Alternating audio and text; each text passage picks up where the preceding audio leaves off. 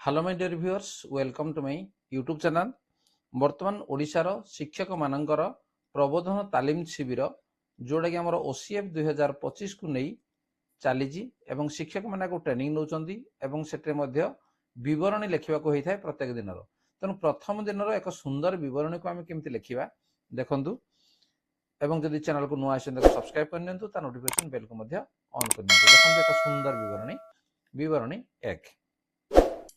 ऋतुराज बसंतर पहली स्पर्शरे प्रकृति राणीर स्मितहास्य आंबडाल कोईलीर कुहू कुहू तान सहित बौलर महमह बास्ना सबुरी मन शरीर में शिहरण सृष्टि कराई युवज्योति सरकारी उच्च विद्यालयर मनोलोभा परिवेश मध्य आरंभ हुए ओसीएफ एसई 2025 द्वितीय पर्यायर 5 दिवसीय तालीम शिविर अद्यता 3/2/2026 एक पूर्वाह्न 10 घटिका समय आनंद उत्साह और उत्कंठा मध्य साधनकर्मी महोदय उपस्थित समस्त प्रशिक्षार्थी को स्वागत और नववर्षर हार्दिक अभिनंदन जनाई आमंत्रण करती गोष्ठी शिक्षा अधिकारी किशोरनगर महोदय एवं संपृक्त उच्च विद्यालय प्रधान शिक्षकों को कार्यक्रम उद्घाटन पाई प्रभु श्री जगन्नाथ निकट में धूपदीप जाली गोष्ठी शिक्षा अधिकारी महोदय तालीम कार्यक्रम को उद्घाटन करने सहित साधनकर्मी प्रमोद कुमार प्रधान गुरुवंदना उच्चारित हुए सबुरी कंठरे एक सुंदर भावमय परिवेश मध्य तालीम कार्यक्रम सफल रूपायन निमंते सम्यक सूचना प्रदान करने सहित समस्त प्रशिक्षार्थी को सहयोग भागीदारिता और श्रृंखला कामना करी तालीम कार्यक्रम को आगे नापी साधनकर्मी को आमंत्रण करी गोष्ठी शिक्षा अधिकारी महोदय और प्रधान शिक्षक महोदय प्रस्थान करती तालीम शिविर स्मितहास्य बदन एवं कार्यक्रम आरंभ हुए यथाविधि यथारीति अनुसार।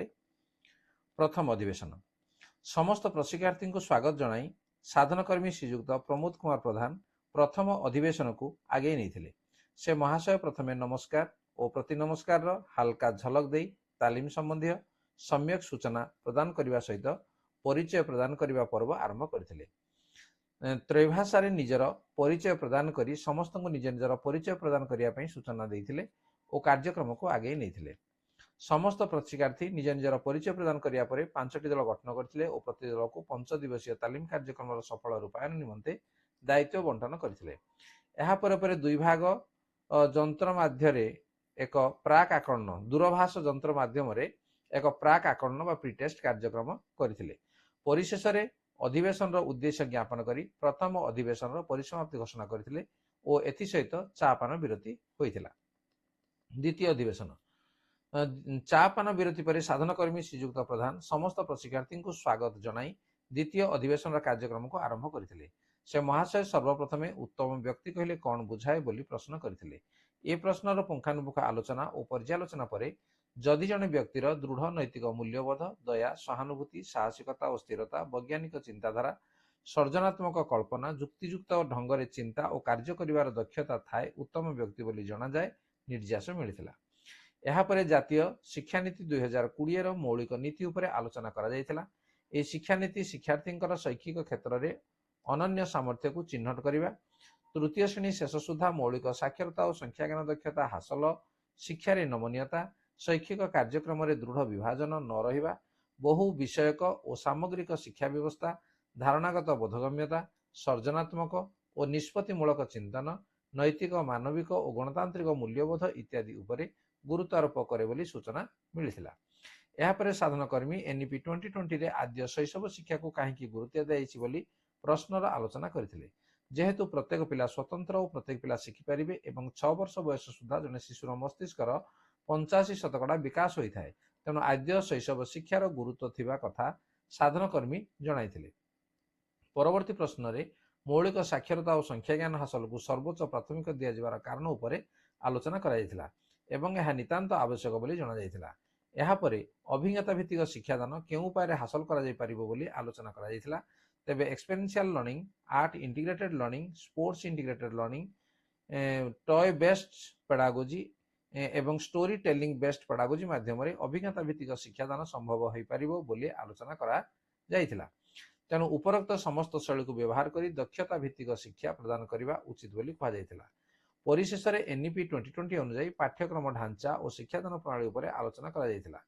पूर्वर 10+2 पाठ्यक्रम ढांचा को परिवर्तन करा जाई एहा 5+3+3+4 करा जाइथिबार सूचना दिया जाइथिला। ए चारोटी पर्याय यथा मौलिक पर्याय 3 ରୁ 8 वर्ष, प्रस्तुति पर्याय 8 ରୁ 11 वर्ष, मध्य पर्याय 11 ରୁ 14 वर्ष, माध्यमिक पर्याय 14 ରୁ 18 वर्ष रे विभक्त बोली कहा जाइथिला। एवं एथिरे मुख्यतः बहुभाषिता को गुरुत्व दिया जाइछि बोली कहा जाइथिला। एवं एनईपी 2020 रे थिबा 27 गोटी अध्याय को 4 भाग रे विभक्त करा जाइछि बोली सूचना दिया जाइथिला। एथि सहित द्वितीय अधिवेशन समाप्ति घोषणा होइथिला और मध्याह्न भोजन विरति होइथिला। तृतीय अधिवेशन साधनकर्मी महेश्वर मेहर तृतीय अधिवेशन समस्त को स्वागत जनाई ओसीएफ 2025 रूपरेख उपर आलोचना करथिले। पाठ्यक्रम मुख्यतः 5टी उपादान यथा पाठ्यक्रम लक्ष्य, विषय वस्तु चयन, शिक्षण विधि, शिक्षण सामग्री, आकलन उपरे पर्यवेसित बोली से महाशय उपस्थापन करथिले।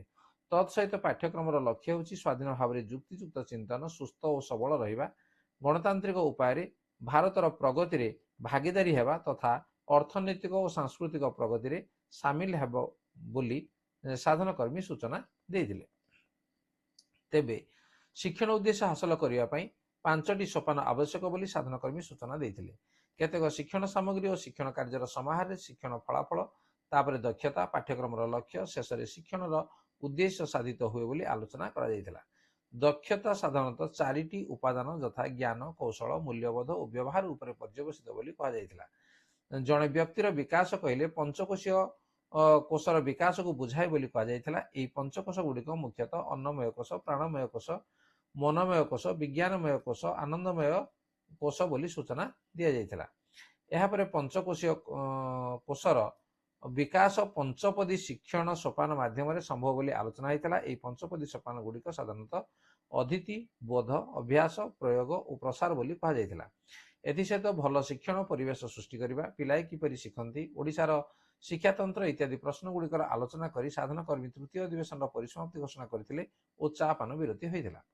चतुर्थ अधिवेशन यापर साधनकर्मी श्रीयुक्त गुणनिधि साहू समस्त प्रशिक्षार्थी को स्वागत जनाई चतुर्थ अधिवेशन को एक क्वेश्चनरी सेशन बोली अभिहित करथिले और केतेगुडे प्रश्न पचारिथिले तथा विद्यालय रे समस्त पिला शिखंती किपरि शिखंती, दक्षता आधारित शिक्षण कहले आमे कोन बुझू, ज्ञानर विकास पई आमे विद्यालय रे कोन कोन अछि, शिक्षकों को किपरि प्रस्तुत करा जिवो इत्यादि विषय रे पुंखानुपुंख भाव आलोचना करी अद्य दिवसर चतुर्थ अधिवेशन को ठीक अपराह्न 4 घटिका समय परिसमाप्ति घोषणा करथिले। तने डाला ग्रुप रहला जो मान लिखिथिले एवं ये थिला अति सुंदर भाव रे हमर विवरणी। तेणु जो माने प्रथम दिवस बरणी लिखुंट से चाहिए बरणी को लिखिपारे और चाहिए परिवर्तन करें। तेणु वीडियो को प्रथम शेष पर्यंत देखि बहुत बहुत धन्यवाद। एवं जदि चैनल को नुआ सब्सक्राइब करनी नोटिफिकेशन बेल को ऑन कर देखा परवर्ती आलोचना। आज धन्यवाद। Bye bye.